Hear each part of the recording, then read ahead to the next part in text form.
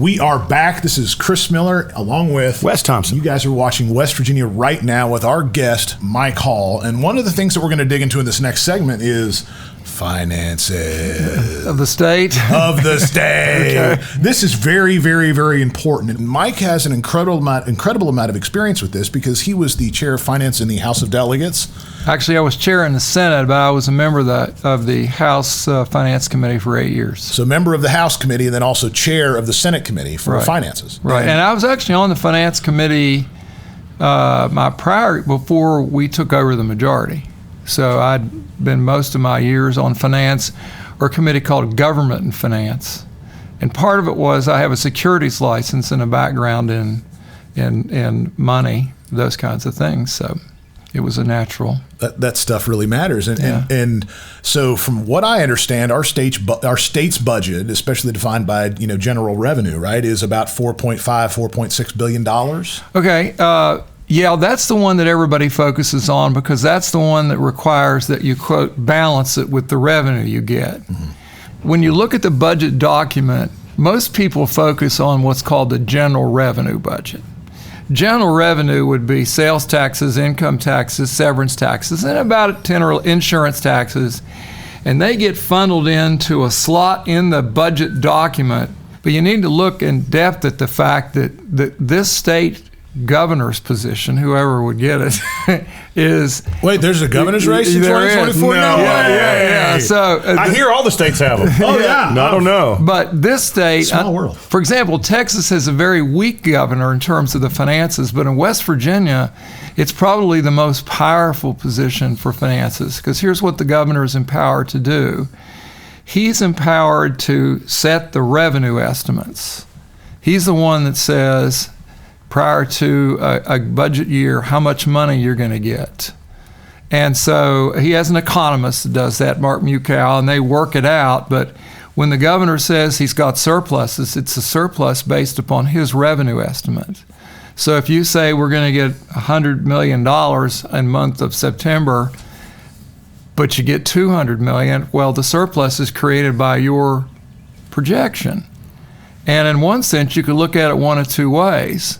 Or one or two or three ways. One is if you underprojected the money, then you missed it. That the revenue estimate was not correct.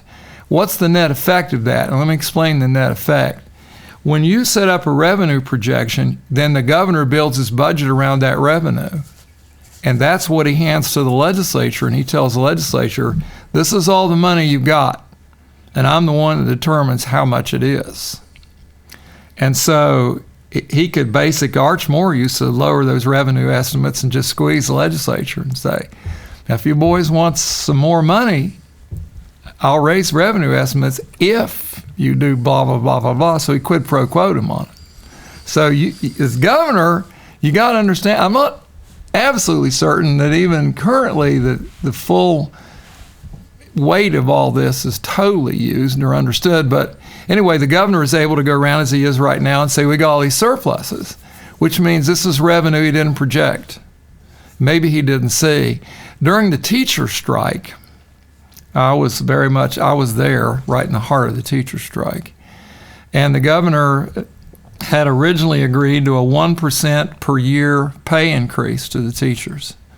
He got Mitch and the House to pass a bill giving them 2% first year and 1% for the next 3 years. And some of the union leaders, I was in the meeting, had actually said, we'll agree to that. Well, the teachers didn't agree to it and kept striking, and they wanted 5%. So the governor immediately pivoted and changed it to 5%, kind of threw the Senate off, Mitch will tell you, kind of threw the Senate off guard there because he had a hard time getting the 2. And Armstead immediately agreed to it. We'll go 5 and 5. But the whole strike but he needed revenue for it. So he says to me in a meeting, he says, I'm going to raise the revenue estimate. Now, this was the exact use of this power.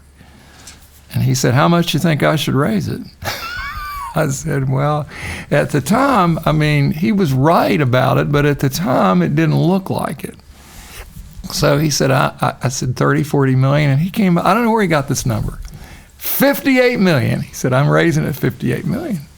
Well, people inside the building understood what that meant, that he was creating cash to spend for the pay raise that wasn't really there in the original revenue estimate. Am I making sense on this? 1,000%. So then I'll never forget, this was the best, you talk about you're an actor, this was the best acting I had ever did in my life.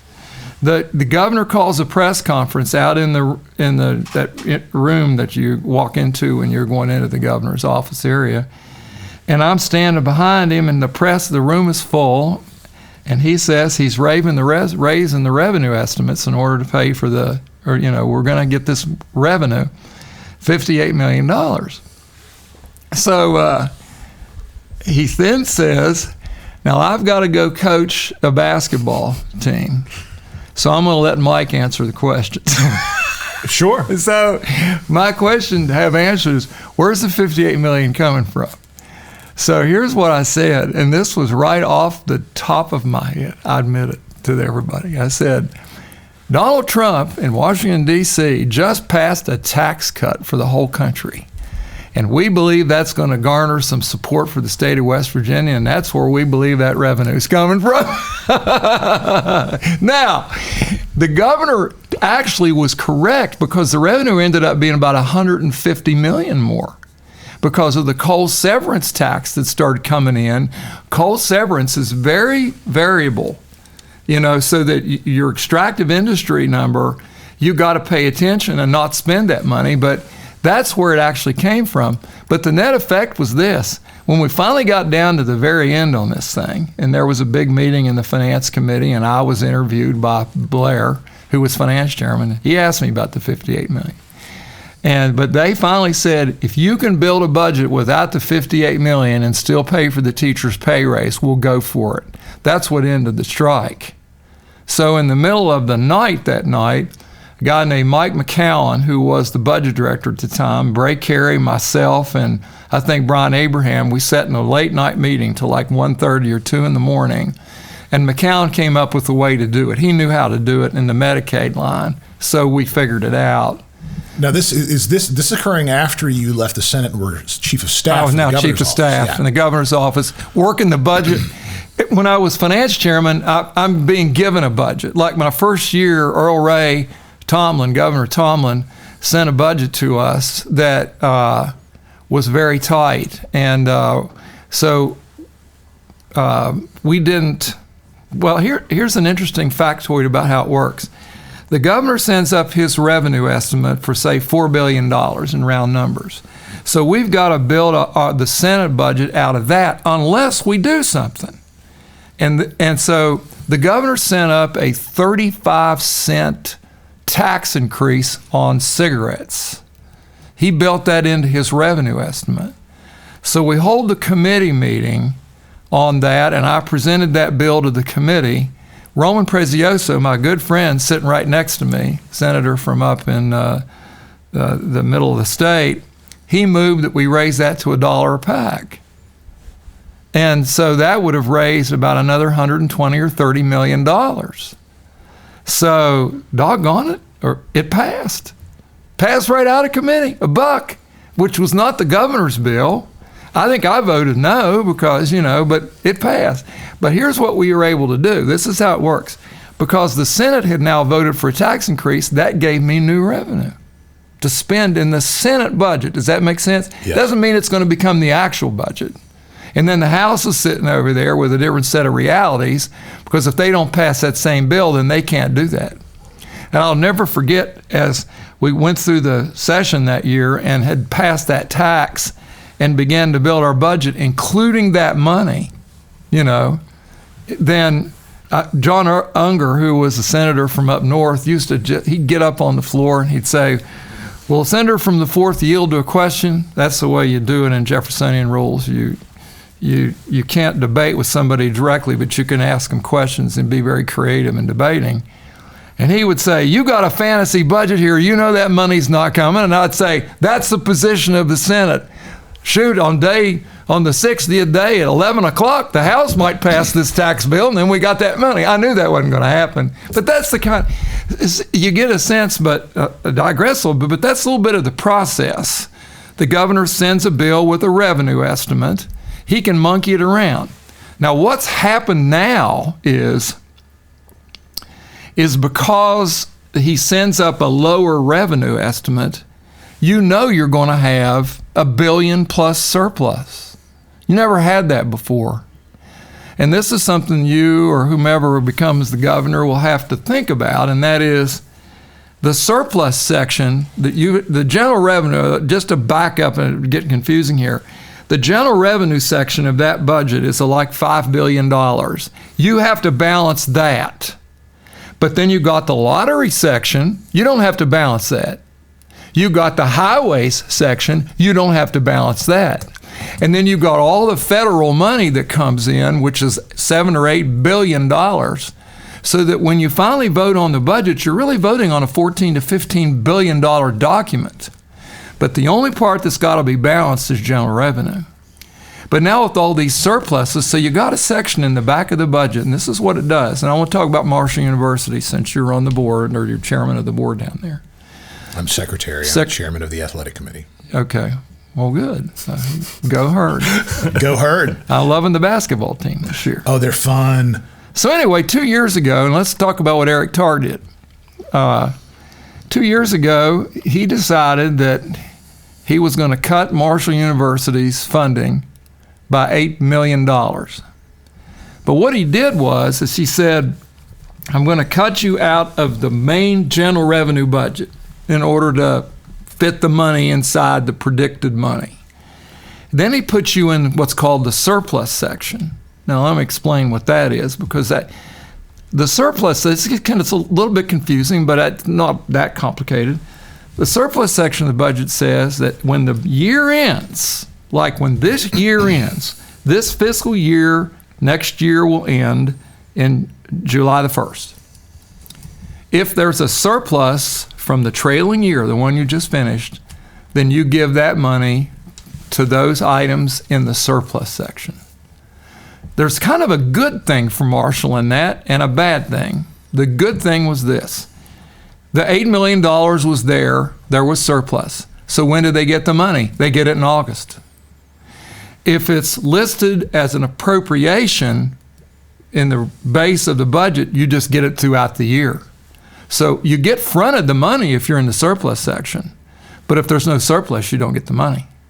And also next year, when somebody looks at the budget document and they say, well, Marshall only got X amount last year and they don't understand the surplus section, then you might actually lose your money. That's what some of your Marshall people were worried about. He did it to WVU as well. Now, the next year there was such political pressure that he bumped them back up in the general revenue budget. So there's a couple of examples of the kind of thing that goes on. This surplus section this year being $1 billion, they're going to have to spend in this budget document the governor's presenting. It's very interesting with the conflict now between the governor and the Senate. What will they do with the surplus section? I mean, he's going to have he could have $1.5 billion to put in this budget that's coming out now to deal with money that'll be available on July the 1st. Does that make sense? Yes. Right. So is this the governor just grossly underestimating revenue, or is this an intentional chess move? Both. I don't yet. And is he doing it intentionally? No. I mean, $1 billion seems like a big obviously, miss. Most governors do not want to project revenue greater than he's going to get, because then the headline will be lost money. Yes. Yeah, we're underwater. I get that. We're underwater. I get conservative estimates to give yourself a little padding. Right. So, but $1 billion seems like a gross underestimation. So one of the things that's impacting this, and Mike, you can clarify it as well, is what's happened with the severance tax, in particular with coal, which has essentially gone from $40 a ton to almost $400 a ton. And so some of the surplus that's happened has to do with what's happening in the Ukraine and what's happening with the cost of energy, and in particular coal and natural gas. If I were doing this, obviously, I don't know how this categorizes me, but there are three big potentially exploding costs to the state in the future. Yes. And one of them is the pension system. Yep. This afternoon, I'm a part of the investment manager board, which was created, actually, I consider it one of my I was a part of one of the greatest legislative achievements in the last 25 years, and that was to take the money for the pension system and have it professionally managed by an investment management board that's somewhat distant from the state. The employees of that organization are not in state government, they're not in PEIA, they're not in our retirement system. So we distance them so that you try to take the politics out of it. We did make the governor's designee the chairman, and that brings the politics back in a little bit, and I've seen that, and I've argued about that. But, but if you do not get that set, you assume a 7% return. If you do not get that money, then you might have to shore it up somewhere down the road. And actually, when I was first elected in the 90s, the teachers' retirement system was 10% funded. So what KISS did, Chambers might have been involved with it. It was Bob and I think Gaston and so forth. They said, how much are we under? $4 billion. So they decided. And that had to do with interest rates as well. So interest rate forecasts versus interest rate actuality. Yeah, what it is they projected, if you project a 7.5% rate of return, what do you need to make the system whole?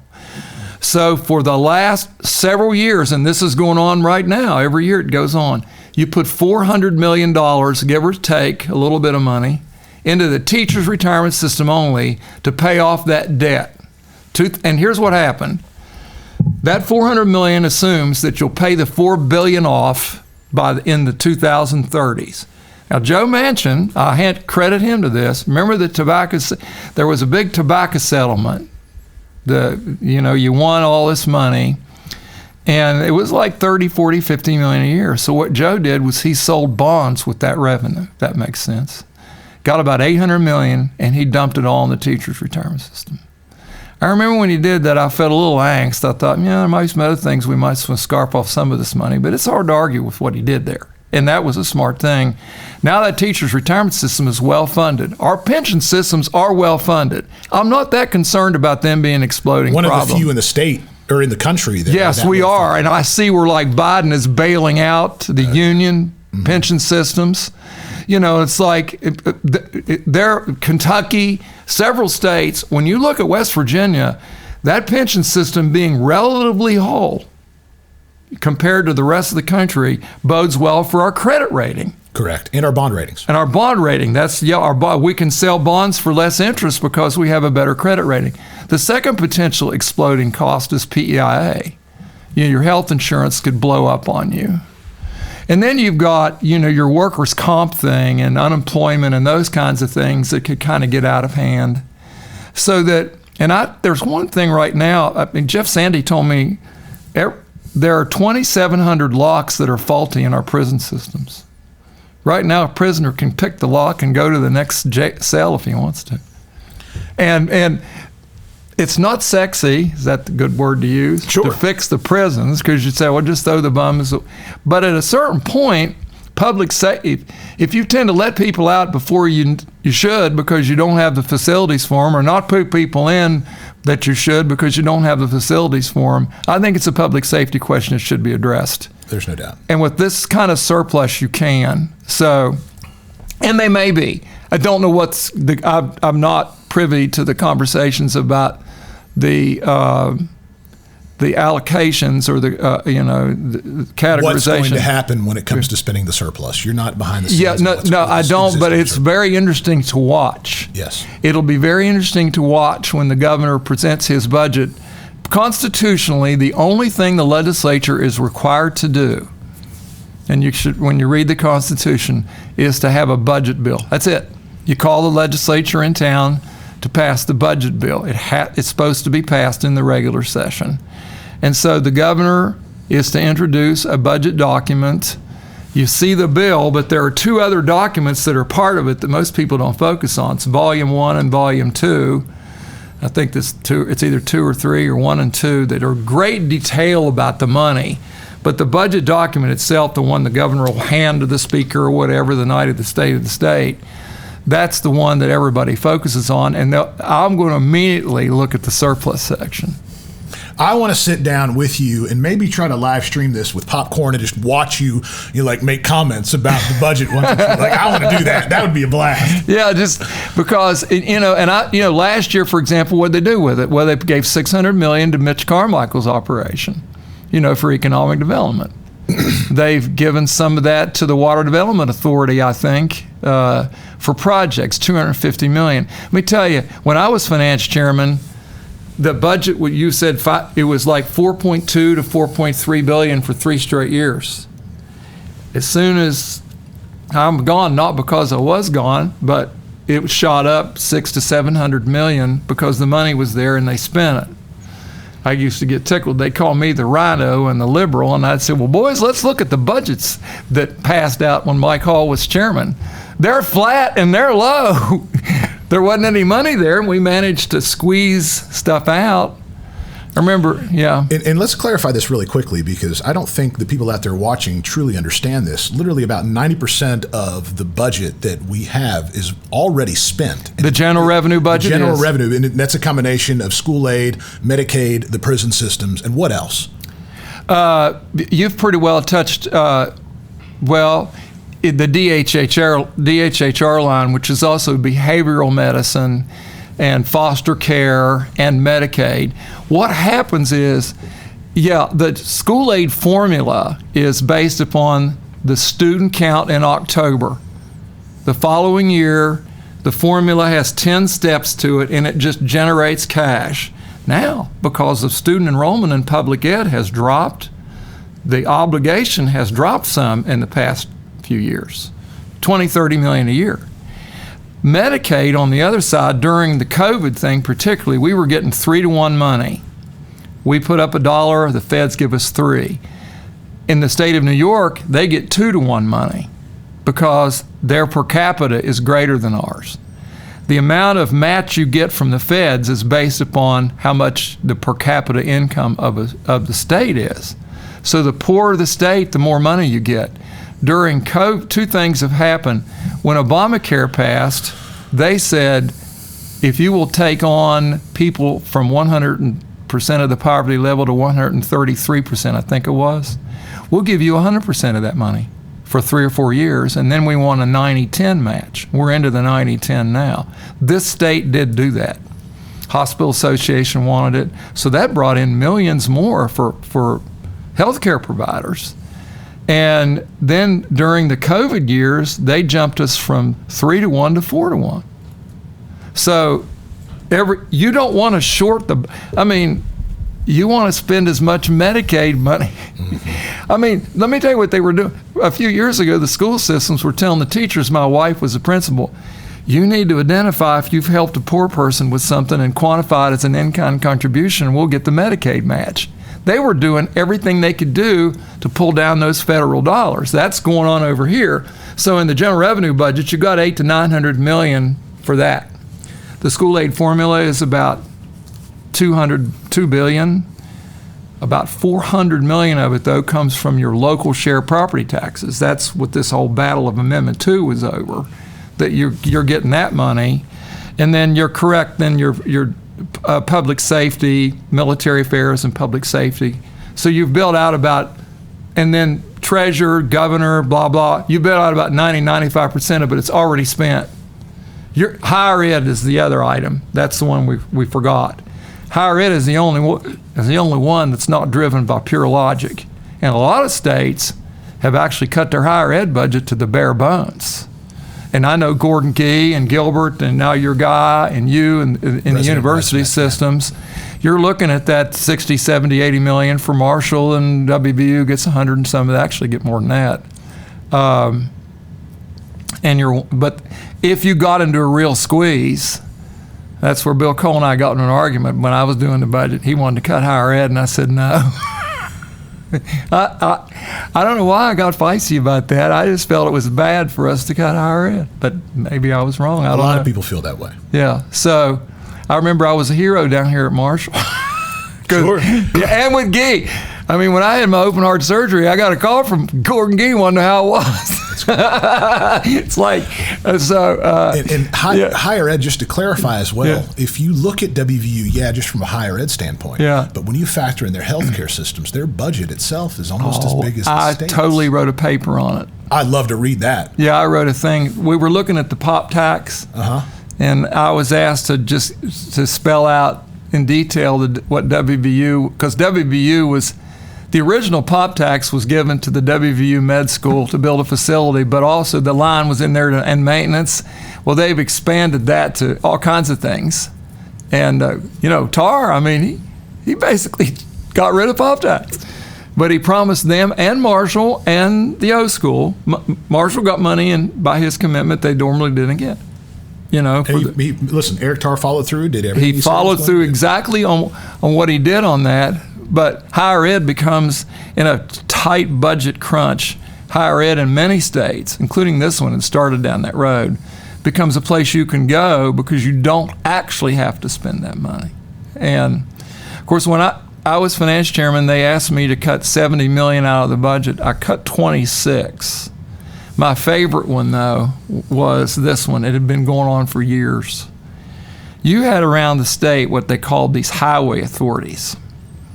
You had a thing down in southern West Virginia called the Coalfield Express Highway Authority. They were getting like $150,000 a year. And, they had an office, and why didn't we have one for Route 35? Or maybe Route 2 going up to Point Pleasant out of Huntington. And you had them all over the state. And they basically, were paying people salaries and blah, blah. I have friends of mine that were involved with them. I know who was on them. There's always questions about how some of those salaries get allocated and who gets raises as well. But anyway, in that bad budget year, we cut those things totally out. All $700 million. And here's what, $700,000. Well, that big money. But it was still, it was money that was trended over the year. So I remember I was told the highway department got together in July of that year, and they had a meeting. And somebody said, okay, we got to cut the checks to the highway authorities. They actually said that. And this one guy said, no, we don't. They cut them out of the budget. It's like, yay. There was actually something cut that was a total waste. And I expected there to be an explosion of resistance. There wasn't a whimper of complaint. I think there was a lot of, we don't really want them to look at what we were actually doing kind of going on stuff here. And there may be more of that. I mean, we found my budget, the current budget director is Michael Cook. Michael was my finance guy. And when you talk about who knows about the state budget, Michael knows everything. I mean, I have lunch with him once a week, and Dave Hardy and those guys. I stay close to the revenue guys. But there were things that we were able to squeeze out that have never returned, which is good. That's a very, very positive thing. Mm-hmm. So just to dig through this a little bit more, there's a couple other things I want to talk about before we run out of time. Okay. We already addressed that 90% of the budget, is kind of already spent between DHHR and school aid and Medicare and the prison systems, and then also, higher ed. Yeah, higher ed. Talk to us about some other things, which is the lottery. Okay. And need to dig into that a little bit. Okay. We've already addressed the issues with PEIA and the pensions with it, which has been addressed. Yeah. PEIA, which still has a budget issue, we're going to really need to get our hands on. Yeah, you just worry about the exploding costs, and particularly the politics of that, because I chaired the PEIA task force. The governor set it up, and we had meetings all over the state and got called everything in every name. As the teachers came out, they were mad about it. So there's a political sensitivity to what you do to PEIA. Yeah. But let's talk about the lottery, because you're correct. Yeah. The lottery has revenue from 3 or 4 major sources. Obviously, one of them that was the first one was the Powerball. Basically that. I didn't vote for this. I think these are bad, but I call them the memes, or the neighborhood gambling machines, the gray machines. Back then you knew they were out there, the people were gambling with them, and the state got no revenue. So those that argued for legalizing them, we can still call them the gray machines. The meme machines. The video poker machines. Some guys got pretty significantly wealthy off of getting licenses to set those things up. They consistently bring in $200 million a year, consistently. The Powerball stuff, it's 100 and some million, I think. I could be wrong, maybe a little more than that. Then your casinos built on top of that. And about 5 or 6 years ago, the casinos had no competition around in the surrounding states. So the revenue of lottery jumped to $700 million. Now, when you dig into the lottery budget, you go through and there's a lot of things that are budgeted out of lottery. First of all, one of the significant things about the lottery is, I don't, without drawing this out or hopefully not too technical, but let's just put it this way. There are some items that get paid by the lottery on July the 1st that are considered non-appropriated. They're just considered items that we're going to pay. Part of it would be like horse purses, or there's money that went to the Greenbrier, actually. There's money that dog purses, different things. They're called the above-the-line numbers. You just got to pay it, and you pay it out. The rest of the money below that, we'd say below that, or other categories, the legislature must appropriate. So you've got seniors items and different items in there. And I'm just going to make some general comments about this. There's a portion of that section that is not budgeted, but left for bonding. Schools, they take that money and they'll bond it and build schools with it. And so those bonds do not require a vote of the public. That's important. It's the only revenue in the state that you can sell bonds to the world and not have the public vote on. When the governor tried to get the roads to prosperity, he was able to, a part of that $1.6 billion had to be voted on by the public because he's obligating general revenue. Now the rest of that $3 billion was turnpike bonds, money from turnpike, didn't have to vote to the public. And the other money was all the federal money that the highway department gets every year. They take a portion of that and they bonded it. That's how they got. Now, the good thing, the good or the bad on this is a lot of big roads are being built. The bad is you've pretty well maxed out the state's credit card for 10 years. Yeah, we are bonded. You're bonded out. Now, the feds with this infrastructure bill comes in as a parachute to help. And that will make it easier. I talked to you earlier about this. That infrastructure bill actually is going to, but without that, this state would be in real problems trying to fix the roads, but you got that coming. So anyway, so the lottery itself, there's a lottery budget. There's actually two lotteries, the excess lottery and the lottery. The excess lottery is the video poker machines, and the other lottery, but it all comes in. And so when you do a budget document, you put in there, here's the lottery money, and this is how it's appropriated for items. And a little bit more, there are surplus sections to both of those. So you have a lottery surplus section too. And when you look at that, you say, okay, who's getting that money? And John Musgrave, when he ran the lottery, he always underprojected the revenue, and there was always a surplus section. So the similar rules that happen with the forecasting of the budget at the executive branch actually on a micro level happens at the lottery commission. It does, but they don't need to balance it. If they're short, that's not a big problem. He just says this is what the revenue is going to be, and it's lottery and excess lottery. And then the other bigger item in the state in the state budget documents, not in general revenue, is highways. Highways gets sales tax. They get, when you sell somebody a car and they pay taxes on that, they get that tax, and they get the DMV fees. And that works out to be about $800 to $900 million a year. And then they get federal money of about $400 to $500 million a year. So the overall appropriating document is about $1.3 billion for highways. About $300 million of that gets spent in administration. The federal money you get, the $400 million has to be matched 80-20, so that's $500 million you got to spend on federal roads only. And if you do the math, that leaves about $400 million for all the other 36,000 miles of roads in this state. Gosh. That is almost as many roads that New York has to take care of at the state level. And with 2,000 slips and all that, you got a real problem here. This money coming in, this extra infrastructure money, will make a dent in it, but it won't come anywhere close to solving it.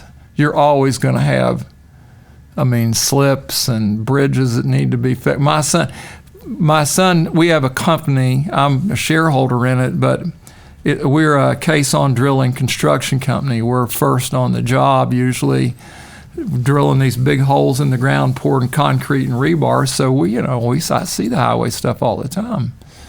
And there's some philosophical differences between the current highway commissioner and the contracting community going on, but I'll leave that to the next governor to fix. Or this one, I don't know. So, but there are your three big parts of the state revenue and the budget, and then the other money is federal. Like if you're going to get $8 billion of federal money, you got to appropriate that, though it doesn't come from you. Remember, think of the budget document as an appropriating document. It's like my wife. Here, you have this permission to spend this money. I don't care how much is in the bank. This is all you can spend. That's what the budget document is. So, anyway. One more thing I do want to address before we run out of time, and that is the rainy day fund. Okay, that's a good point, because when the surplus presents itself, and they changed this law last year, and I'm sorry I don't have a full command on exactly what they did, but if you end up the year with $100 million of surplus, now we're talking billions, but you don't have a surplus section, half of that money goes to the rainy day fund. Now, what happens there? First of all, the rainy day fund is a misnomer. It's called the Revenue Shortfall Reserve Fund in the code. It's not called the rainy day fund. And I remember when we were having a revenue shortfall, I said, why don't we use the Revenue Shortfall Reserve Fund to help us with the revenue shortfall? And they'd say, no, you can't get into the rainy day fund. And I'd say, but that's what the law says it's for. So it's not called the rainy day fund. And what Wall Street likes is this. What the bond rating agencies like is, if in round numbers, if you have $5 billion of your general revenue budget, they want your rainy day fund to be 16% of that. So I'm going to be challenged here to do the math, but what's that going to be, like $800 million or something? So that our rainy day fund actually exceeded $1 billion. That's exactly the right math, by the way, Mike. You were exactly correct. Was I correct? Thank you. So now, that money's invested with IMB, and it tends to fluctuate up and down. It's not aggressively invested, 20, 30% in equities and the rest of it in fixed. So it can fluctuate up and down, but there are two rainy day funds, Rainy Day A and Rainy Day B. Rainy Day B's never been touched. It was populated with some of that tobacco settlement money. It's grown from $200 million to $400 or $500 million on growth. And the rest of it is money that comes in every year that has been touched occasionally. I remember I was in a rating agency meeting in New York, and they said, your rainy day fund went down $50 million, and she thought we'd taken the money. The rating agencies don't like to see states dip into their rainy day fund. It'd be like you're getting into your savings account here, and you're going to hurt your credit rating. We want to make sure you got ability to pay.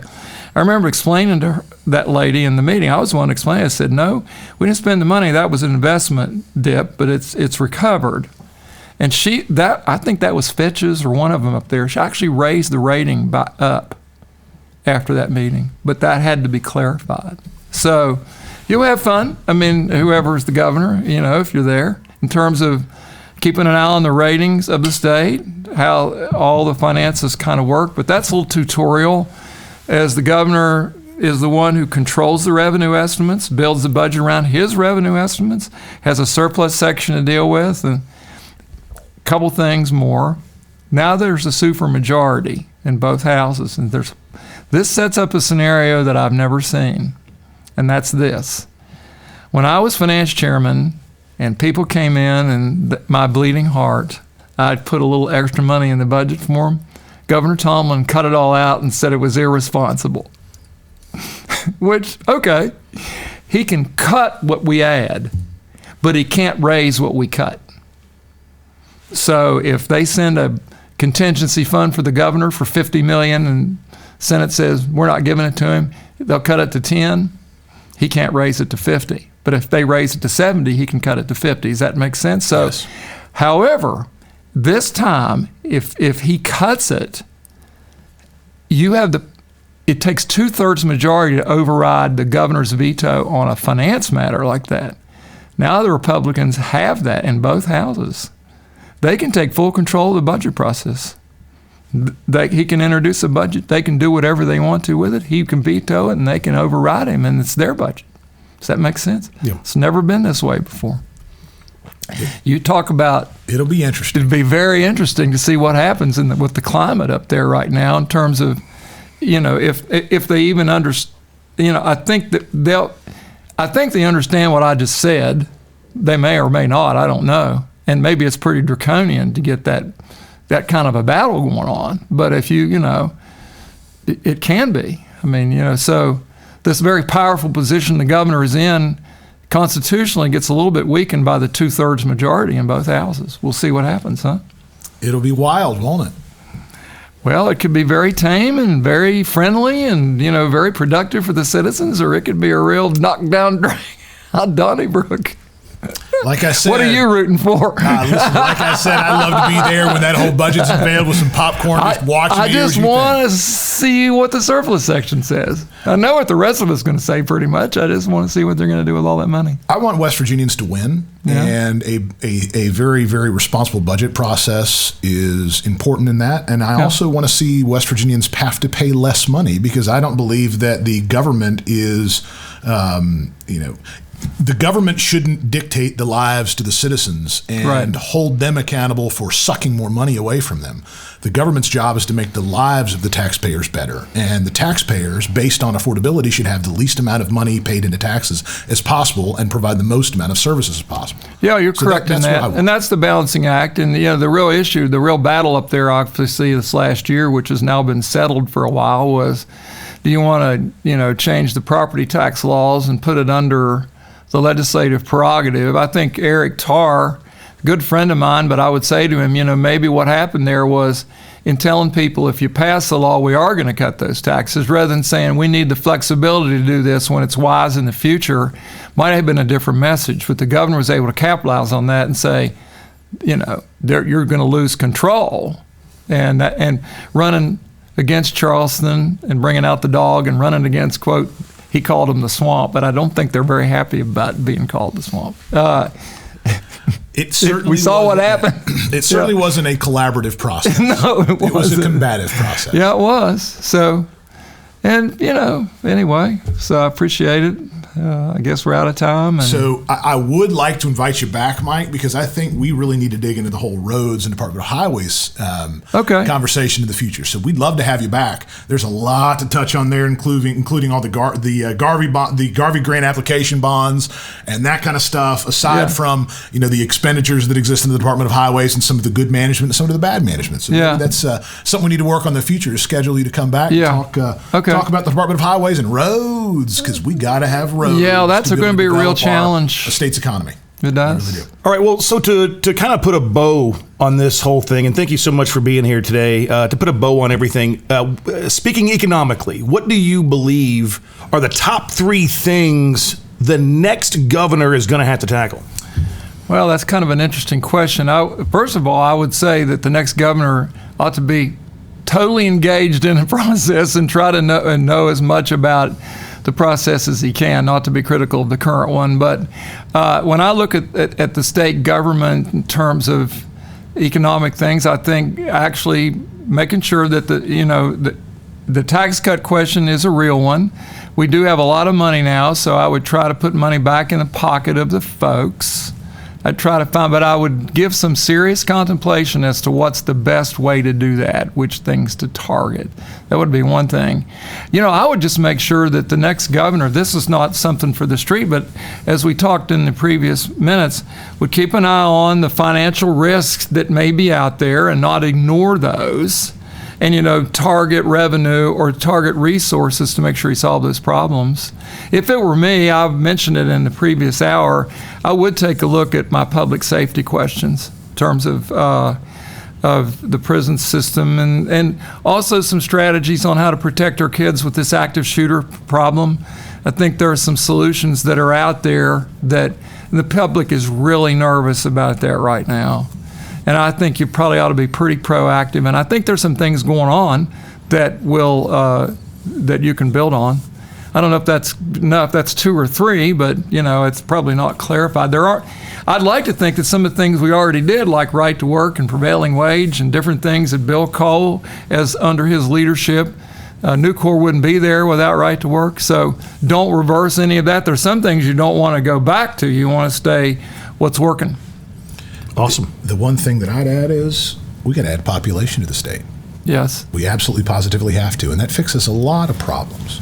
But you know what? It's interesting to me that, and I, the current tourism director, what's her name? Chelsea. Chelsea, yeah.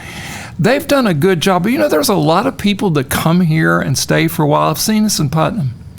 People move in from out of state. Their employment's brought them here, and once they're here for about 6 months, they say, "I don't think I want to leave here." And a lot of it is that people really, I don't know, but a lot of it is sort of maybe marketing the fact that the quality of life here, which I can tell you in Greenbrier County where my son lives, a lot of people during the COVID thing and the crime elements and so forth. So, we need to shift the fact that we have a heck of a quality of life here. Absolutely. And affordable. A good quality of life. How you get that message out there, I don't know, but that's what makes people stick. Something so important is going to be high-speed internet, right? We talked about this earlier. Yeah. So the infrastructure for high-speed internet everywhere in the state, or as the governor put it, in every nook and cranny. So if you can pull that off, you're going to get all these young professionals that are operating their business from a laptop are going to say, why am I going to spend $3,000 a month for an 800 square foot apartment in XYZ city when I can come and have a home? And I know they're running it to a very remote house that my daughter-in-law lives in, right out in Pliny. They're running high-speed fiber. But why not work from there? Why not work from there and then go hike or go in your canoe or whatever you're going to do at the end of the day? But that's the point. We have a low cost of living, a very high quality of life. We are centrally located near lots of other metro markets, but we are literally lush with hills and trees and rivers and streams and a bunch of water and fantastic natural resources. And literally, we are a family-based and a Christian-based state as well. Yeah. And it is very, very strong when it comes to the fabric and the interwoven fabric of the family unit. Yeah, we have a lot to sell in terms of those kinds of things. And I know that people are urbanites and they want to, be able to go to the latest show or whatever. Maybe we can't provide that, but we're not too bad with some of that. Oh, we're better than people give us credit for. We absolutely are. Yeah, and two, guess what? You know what happens in the pandemic or some sort of major medical issue? All those cities where you're surrounded by concrete and all that shut down stuff happens. You know what? It doesn't happen. In West Virginia, that doesn't really happen. No, it didn't happen. The ability to move around and travel and do what you need to do. Mm-hmm. Still interact with your people family. were coming and eating at our restaurants from other states when we were still open. Yep, they were closed. wide open. Yeah, absolutely. Yeah, so I don't know if that's a good answer or not, but I think that we just got to be better at telling our story more broadly. We talk about the activities, but I'd put somebody on a commercial that says, I moved here and I'm telling you. And, just get 2 or 3 testimonials like that. And that sounds kind of familiar, doesn't it? Yeah, really? Imagine that's a season. That's a good idea. We may or may not have researched this and put together some materials. Yeah. So, okay. Mike, you've been an awesome guest, and we would love to invite you back because there's one other kind of topic we need to dig into, which we didn't, which is the Department of Highways and Roads. Okay. Which is to really focus on economic development. We've got to have good roads, and we've got to improve the management of the Department of Highways. Yeah, I agree. Love to have you back on to talk more through some of that stuff. But this has been absolutely awesome. This has been a very dense, deep financial episode where we've covered a ton, and hopefully everybody out there watching was able to follow us. But this has been incredibly informative. It's been an absolute blast to hear about your story and how you got into politics and what you've accomplished, because you've done it all. House of Delegates, Senate, Chief of Staff for the Governor's Office. And we learned that the Sam Snead overlapping grip can last you a lifetime. That's exactly right. Absolutely. Actually, it's a Varden overlap. Oh, sorry. But it was from the Sam Snead books, right? From the Sam Snead book. That's great. So this has been West Virginia Right Now, and I'm Chris Miller along with Wes Thompson. And our fantastic guest, Mike Hall. Thank you guys so much for tuning in. Good to be here.